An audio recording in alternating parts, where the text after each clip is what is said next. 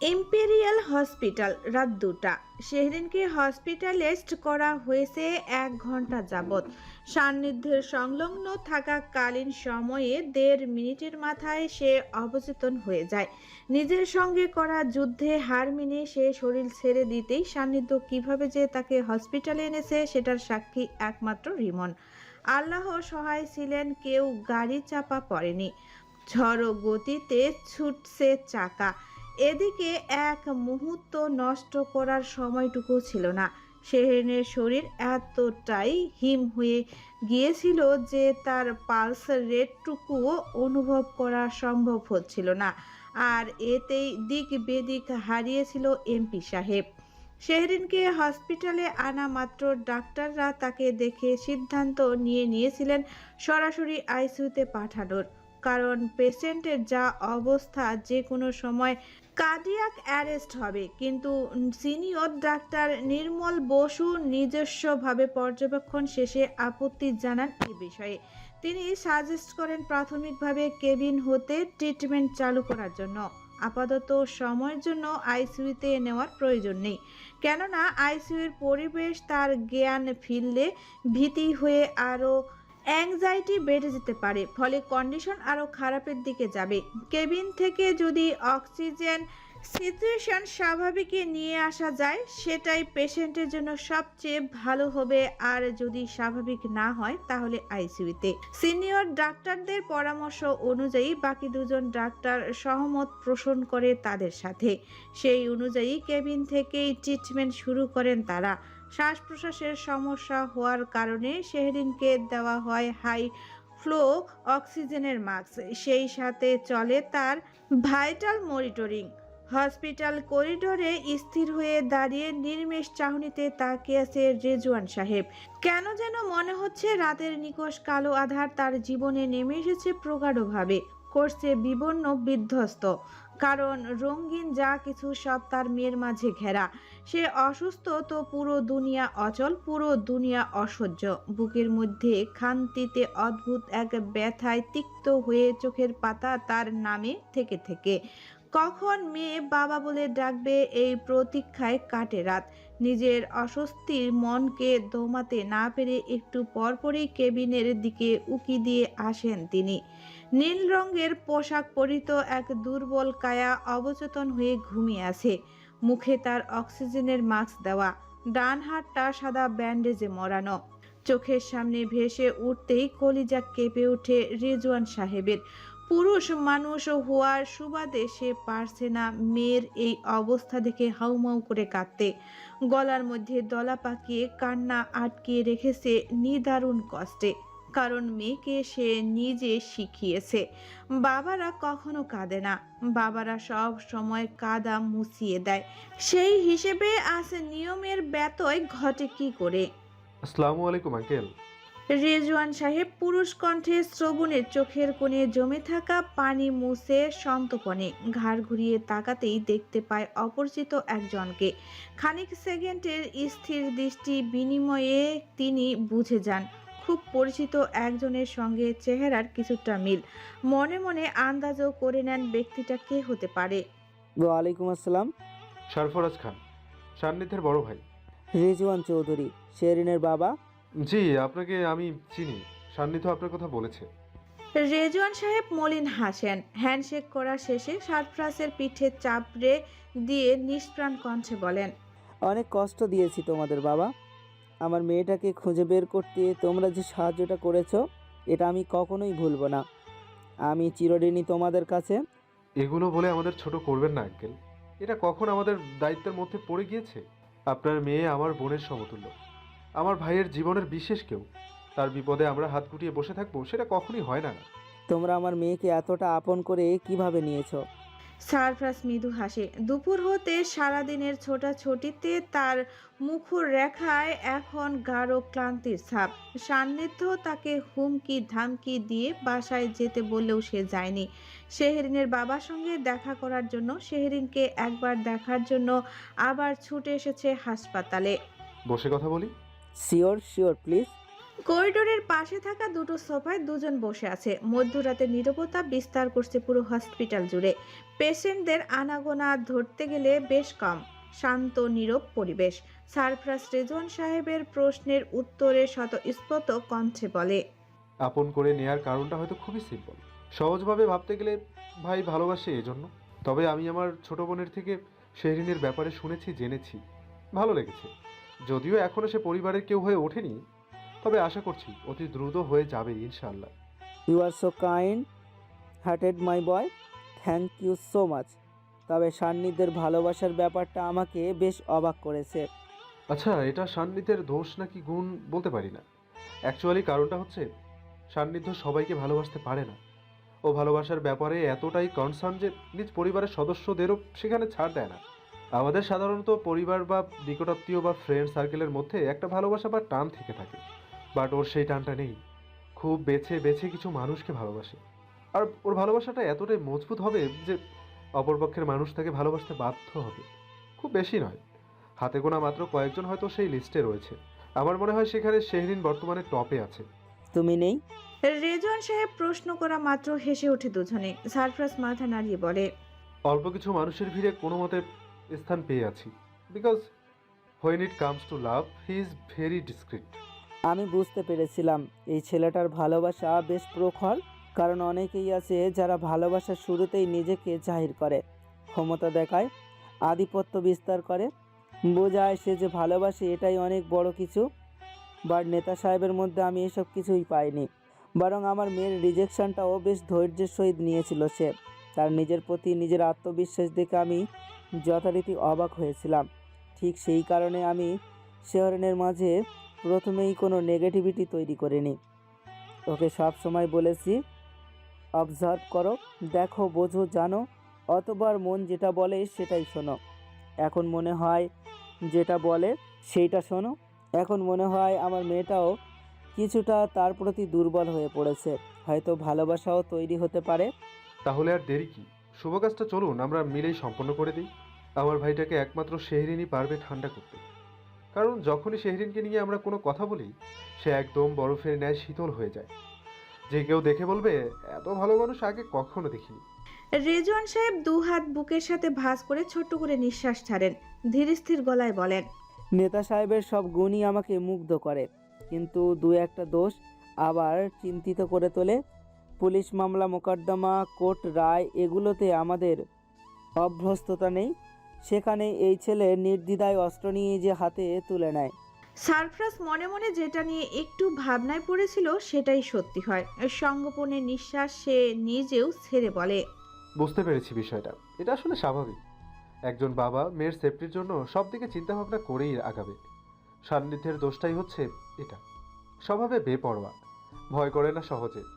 ওকে যে ঘা দেবে তাকে সে উল্টো ঘা দিয়েই ছাড়বে। আমি সবসময় চেষ্টা করি, ইভেন করে চলেছি, অন্তত মার্ডার নামক শব্দটা থেকে তাকে দূরে রাখতে। মারপিট হয়তো আটকাতে পারবো না, রাজনীতি করতে হলে এটা আবশ্যক, কিন্তু আমার মেয়ে কতটা দুর্বল এসব বিষয়ে সেটা নিজ চোখে দেখতে পারছো বাবা। আমি কিছুটা চিন্তায় আছি এই নিয়ে।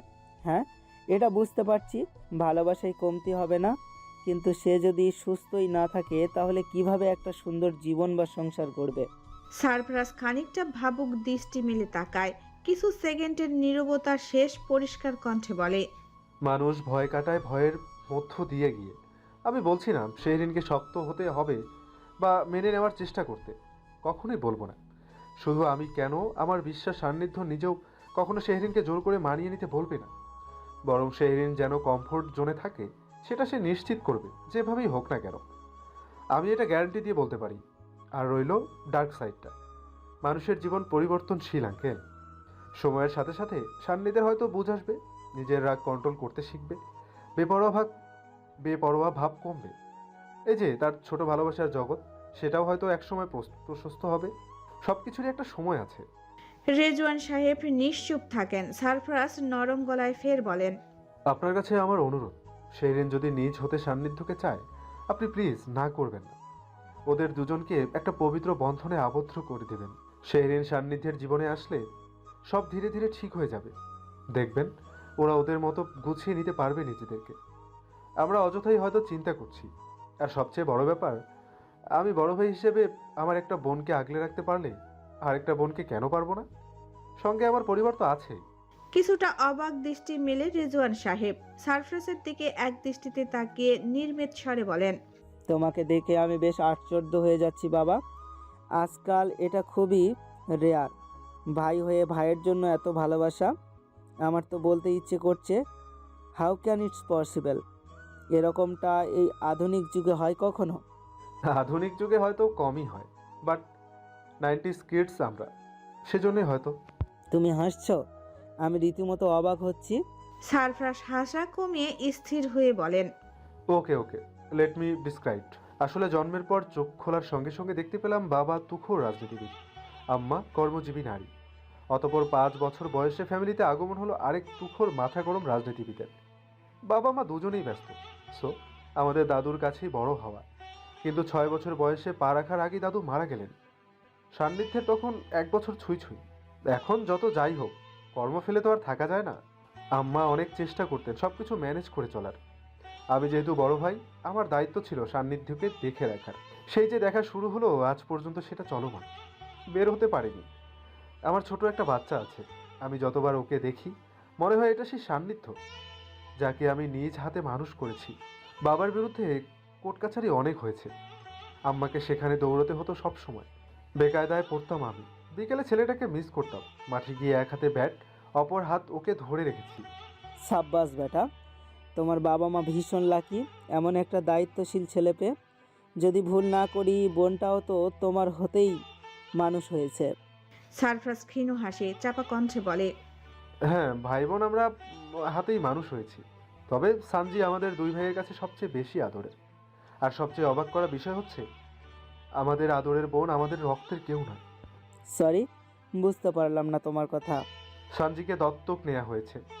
ওর জন্ম হয় তখনই ওর মা মারা যায়। নাজির আঙ্কেল ছিলেন আমার বাবার সহকারী। 1998 সালে বাবার নির্বাচনী প্রচারণায় জুলফিকার শিকদারের গুলিতে মারা যান তিনি। তখন সানজির বয়স 7 মাস।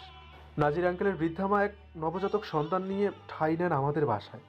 তিনি আমাদের হাতে অলিখিত চুক্তিতে আজীবনের জন্য সানজিকে তুলে দেন। একটা বোন পেয়ে আমরা তো ভীষণ খুশি। আমার বাবা মাও নিজ সন্তান হিসেবে গ্রহণ করে নেন। আমরা বিষয়টা এতটাই প্রাইভেট রেখেছি যে খুব কাছের কয়েকজন আত্মীয় স্বজন ছাড়া সারা দুনিয়া জানে সানজি আমাদের নিজের বোন। আমরা 2.5 বছর এই কারণে চট্টগ্রামের বাইরে থেকেছি, যাতে আশপাশের মানুষ কখনো সন্দেহ না করতে পারে। ইভেন আমরা ওয়াইফও জানে না। কোনো এক কারণে যদি মন মালিন্য হয়, যদি হুট করে বলে ফেলে, আমরা সেটা মেনে নিতে পারবো না। আমার বোন আমাদের দুই ভাইয়ের কলিজা। মাই গড, স্পিচলেস। আমি তোমাদের চেহারার সাথে তোমার বোনের চেহারার নাকি অনেক মিল, শেরিন আমাকে বলেছে। তাই নাকি? শেরিনের কাছে হয়তো একই লেগেছে। আর হতেও পারে আল্লাহ হয়তো ওকে আমাদের আপন করার জন্য কিছুটা মিলদান করেছেন। এক একজনের দৃষ্টিতে মানুষ এক এক রকম। আর ছোট থেকে একসাথে বেড়ে ওঠা, জেনেটিক্যালি হয়তো মিল নেই, তবে স্বভাবে চরিত্রে এক আছে। এটা সঠিক, ভালোবাসা তোমাদেরকে একত্রিত করেছে। আচ্ছা, one more question, by any chance যদি তোমাদের আত্মীয় স্বজন বলে ফেলে? সেরকমটা চান্স নেই। আমার একটাই চাচা, কোনো ফুপু নেই। চাচা সারা জীবন বিদেশেই থেকেছেন। দেশে এসেছেন 6 মাস 6-7 বছর আগে। নানা নানু জানতেন, তারা তো মারাই গিয়েছেন। দুজন মামা আছেন, ওনারা এতকাল যেহেতু বলেনি, মনে হয় না কখনো বলবে। আর এখন তো মুখ খোলার সাহসই পাবে না, কারণ কারণ সান্নিধ্য। সারফরাজ মাথা নেড়ে হেসে সায় জানায়। রেজওয়ান সাহেব সোফায় শরীর এলিয়ে দিয়ে গম্ভীর কণ্ঠে বলেন, ডাইরেক্ট শ্যুট করে দিবে নিশ্চয়ই। এ ব্যাপারে আমি আপনাকে চোখ বন্ধ করে নিশ্চয়তা দিতে পারি। বলেছি না, ও যাদেরকে ভালোবাসবে তাদের জন্য জান দিবে নির্দ্বিধা। এজন্যই লিস্টে ওর সংখ্যা কম রাখে। লিস্ট সংখ্যা কম, তাহলে কিভাবে কি ম্যানেজ করে? ও খুব স্বাভাবিকভাবে চলে, কথায় আর কাজে বুঝিয়ে দেয় প্রত্যেকের সীমারেখা। হয়তো এতে কেউ বুঝে যায়, কেউ বোঝে না। Very intelligent and choosy person. আমাদের সাথে কেউ দীর্ঘ সময় আলাপন করলেই ভালোবাসা তৈরি হয়ে যায়। এই যে তোমার সাথে আমার কথা হচ্ছে, তোমাকে তো আমার বেশ ভালো লেগে গিয়েছে। সারফরাজ যৎকিঞ্চিত হেসে প্রত্যুত্তর দেয়, ওকে যদি এ ব্যাপারে প্রশ্ন করি, ডিরেক্ট উত্তর দিবে ভালোবাসাটা ভীষণ দামি একটা অনুভূতি, অযথা অপচয় করার কোনো মানে নেই। নেতা হয়ে এই কথা? তাহলে জনসেবা? ওটা ওর প্রফেশন, ওর দায়িত্ব। হয়তো এটাকেও লিস্টে রেখেছে। তবে কাজের প্রতি সৎ থাকলে ভালোবাসা প্রকাশ করার প্রয়োজন হয় না, মানুষ এমনিই বুঝে যায়। সঠিক, তবে আমি ভেবেছিলাম কি জানো, একটাই মেয়ে যেহেতু আমার, মেয়ে জামাই একটু ধীরস্থির শান্ত স্বভাবের চয়েস করো। কিন্তু কি আর করা, উপরওয়ালার খেলা, নিলাম মেনে।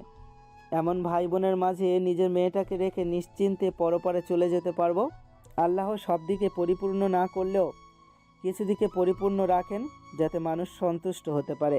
আমি সন্তুষ্ট তোমাদের বন্ধনে। গড ব্লেস ইউ মাই বয়। তোমাদের মতো বিগ ব্রো প্রত্যেক ঘরে ঘরে হোক। ধন্যবাদ আঙ্কেল। রাত ৩:৪৫ চট্টগ্রাম শহরের ডিসি হিলের পাশে দাঁড়িয়ে থাকা এক পরিত্যক্ত দালানের ভেতরে চলছে শান্ত মস্তিষ্কের এক জটিল খেলা। শেষ রাতের মৃদু বাতাসে সেখান হতে নাকে ভেসে আসছে ইট, সিমেন্ট আর মরিচা ধরা লোহার গন্ধ। একটা ছোট আবদ্ধ কক্ষ, দেওয়াল জুড়ে জমাট বাঁধা নোংরা মাকড়সার জাল আর বিস্তীর্ণ ফাটলের দাগ। কক্ষের মাঝখানে একটা কাঠের চেয়ারে দড়ি দিয়ে শক্ত করে বাঁধা রয়েছে ইউনিয়ন সাহেব। পরনে তার দামি স্যুট বুট ছিঁড়ে খুঁড়ে এখন নোংরায় জর্জরিত, মুখে কালো রঙের একটা কাপড় বাঁধা, চোখ দুটো ঘোলাটে, চুল উস্কো শুষ্ক, কপালে বেঁধে দেওয়া রক্তমাখা কাপড় ভিজে উঠেছে প্রায়। এখানে আসার সাথে সাথে আসিফের ক্রোধের শিকার হয়েছে সে। বেচারা সারা দিন ঘুরে ঘুরে মেজাজ বিক্ষিপ্ত বনে চলে গিয়েছিল সান্নিধ্যের হসপিটাল হতে আসার আগেই, তাই নিজের খায়েশ কিছুটা পূর্ণ করেছে। যদিও নিজ হাতে থামেনি সান্নিধ্যের বাকি ছেলেপেলেরা তাকে থামিয়েছে জোরাজুরি করে। রাত গভীর, জঙ্গলের মাঝে হতে ভেসে আসে কুকুরের করুণ ডাক। তৌসিফের সামনের চেয়ারটায় পায়ের উপর পা তুলে ধীর ভঙ্গিতে বসে আছে সান্নিধ্য। মুখরেখা তার বেজায় শান্ত, হাতে জ্বলন্ত সিগারেট, যেখান হতে উঠছে ধোঁয়ার একটি ক্ষীণ স্রোত।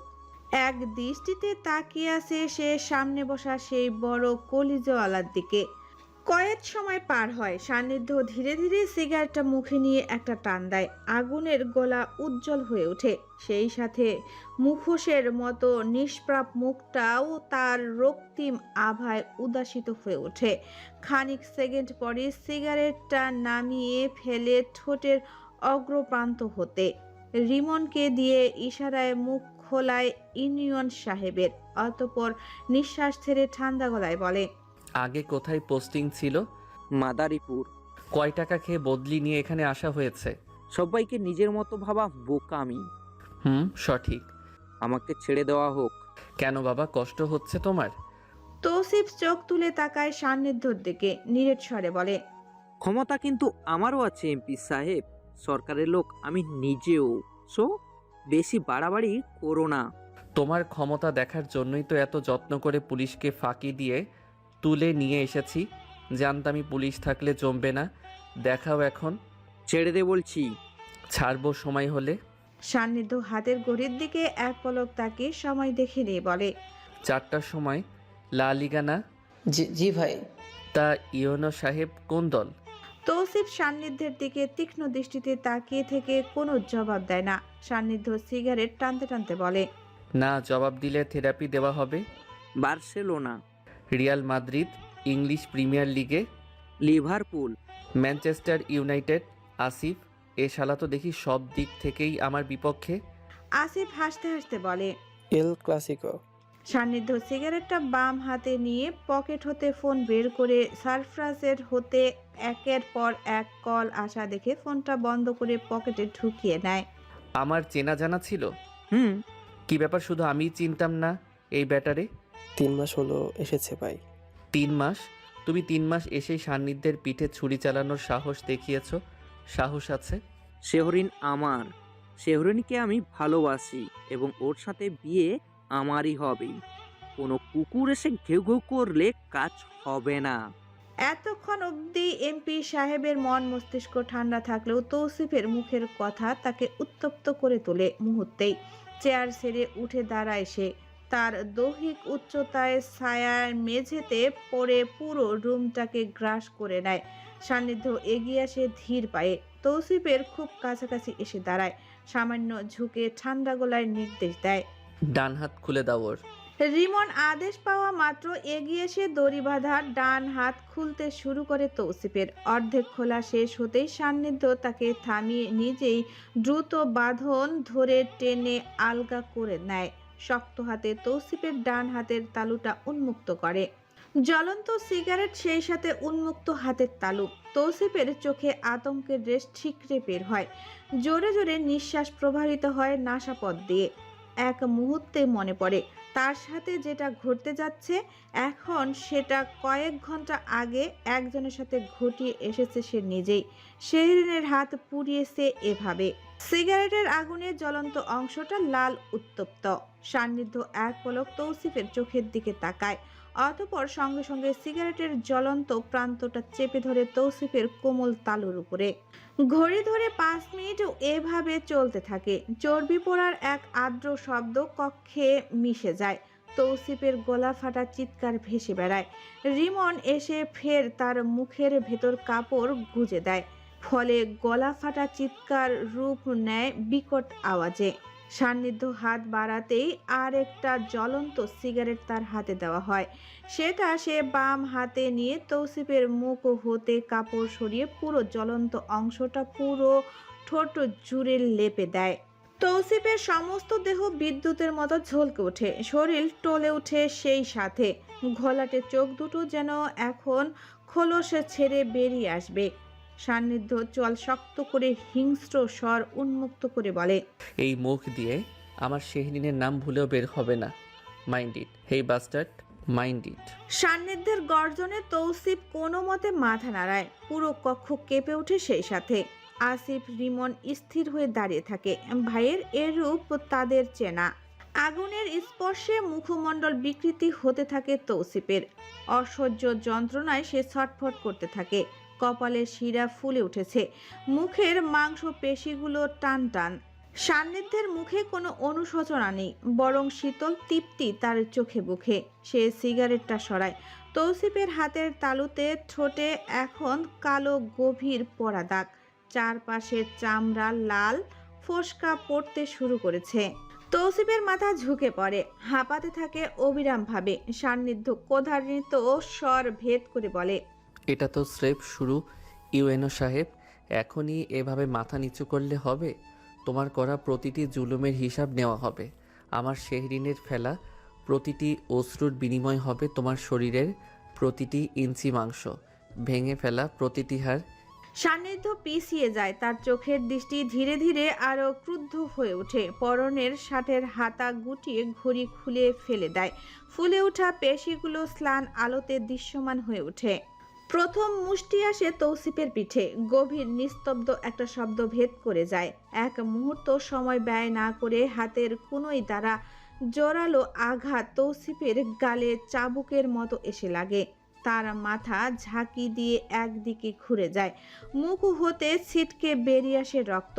সান্নিধ্যের হাত থামে না।